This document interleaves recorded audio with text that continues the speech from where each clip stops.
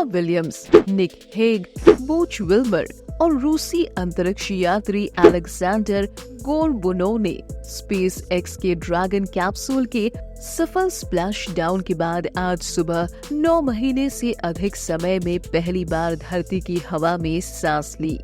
अंतरिक्ष यात्रियों को स्पेस स्टेशन से धरती पर पहुंचने में 17 घंटे का लंबा वक्त लगा, लेकिन इस बीच कुछ समय के लिए नासा के साथ उनका संपर्क भी टूट गया था।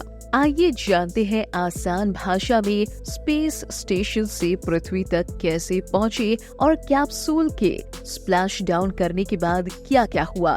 इंटरनेशनल स्पेस स्टेशन से पृथ्वी तक आने का सफर लगभग 17 घंटे का था। सबसे पहले dragon spacecraft international space station से जाकर जुड़ा। इसके बाद पृथ्वी पर आने वाले अंतरिक्ष यात्री ड्रैगन स्पेसक्राफ्ट में आ गए और उसका गेट बंद हुआ, जिसमें सुनीता विलियम भी शामिल थी। सभी अंतरिक्ष यात्रियों के अच्छे से बैठ जाने के बाद नासा वैज्ञानिकों की कमांड पर इंटरनेशनल स्पेस स्टेशन से ड्रैगन स्पेसक्राफ्ट अलग हुआ। अलग होने के बाद स्पेसक्राफ्ट का ड्रैगन कैप्सूल तेजी से पृथ्वी की ओर बढ़ने लगा और महज कुछ घंटे के समय के बाद वो पृथ्वी के वायुमंडल के करीब पहुंच गया।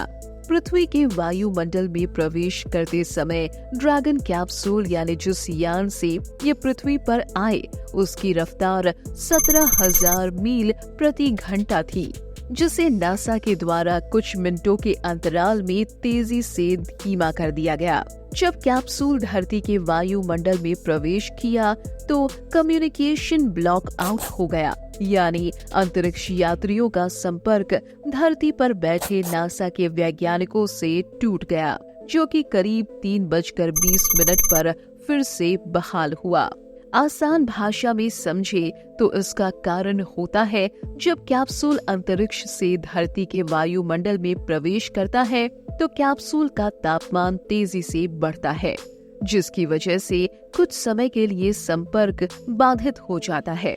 वायुमंडल में प्रवेश के बाद अंतरिक्ष यान के प्लाज्मा शील्ड का तापमान 1927 डिग्री सेल्सियस तक पहुंच गया था, लेकिन हीट शील्ड सवार अंतरिक्ष यात्रियों को इतनी तेज गर्मी से बचाने में मददगार साबित हुआ। आपको बता दें कि सभी कैप्सूल की बाहरी सतह पर हीट शील्ड का प्रयोग किया जाता है, जो तेज तापमान से अंतरिक्ष यात्रियों को बचाने में कारगर होती है। करीब 3:21 पर अंतरिक्ष यान ऑटोनोमस यानी स्वचालित हो गया था, यानी अंतरिक्ष यात्री इसे नियंत्रित नहीं कर रहे थे, खुद से ऑटोमेटिक चलने लगा। इस दौरान उनके सामने लगे टच स्क्रीन पर वो सारी गतिविधियों को देख पा रहे थे। कैप्सूल अब तेजी से पृथ्वी की ओर बढ़ने लगा।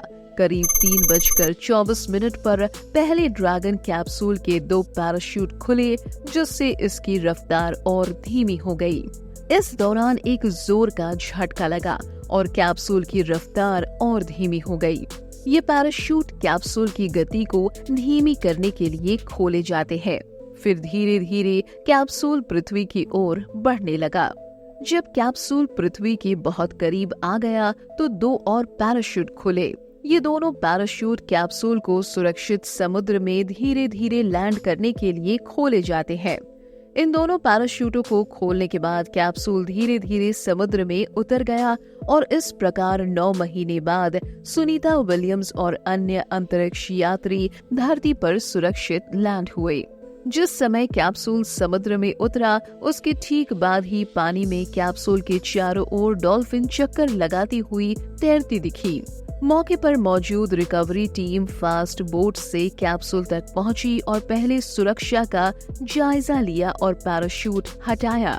इसके बाद स्पेस एक्स का रिकवरी पोत पहुंचा, जो कि लैंडिंग साइट से 2 मील ही दूर पर रुका हुआ था। इसके बाद रस्सियों के सहारे कैप्सूल को सुरक्षा नाव में लाया गया। समुद्र के सतह पर आने के बाद कंट्रोल सेंटर की ओर से अंतरिक्ष यात्रियों का स्वागत करते हुए कहा गया, निक, एलेक, बूच, सुनी, स्पेस एक्स की ओर से घर वापस आने का स्वागत है। इसके बाद ड्रैगन का साइड हैच खुला और सारी दुनिया अंतरिक्ष यात्रियों की झलक पाने का इंतजार करने लगी। अरसे बाद ये लोग पृथ्वी पर ताज़ा हवा में सांस लेने वाले हैं। इसके बाद नासा की लाइव तस्वीरों के जरिए दुनिया भर में लोगों ने सुनीता विलियम्स और उनके साथियों को बाहर निकलते देखा। क्रू के कैप्सूल से निकलने से पहले एक कैमरे ने अंदर की तस्वीरें खींची।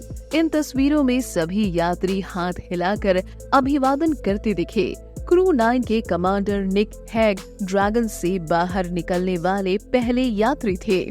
वो बाहर निकले, कैमरे की ओर देखकर मुस्कुराए, हवा में हाथ लहराया और आगे निकल गए। कैप्सूल से निकलने से ठीक पहले सुनीता विलियम्स और विलमोर ने कैमरे की ओर हवा में हाथ हिलाकर खुशी जाहिर की। अंतरिक्ष में करीब 286 दिन बिताने के बाद सुनीता विलियम्स और बूच विल्मर ने धरती पर ताज़ा हवा में सांस ली।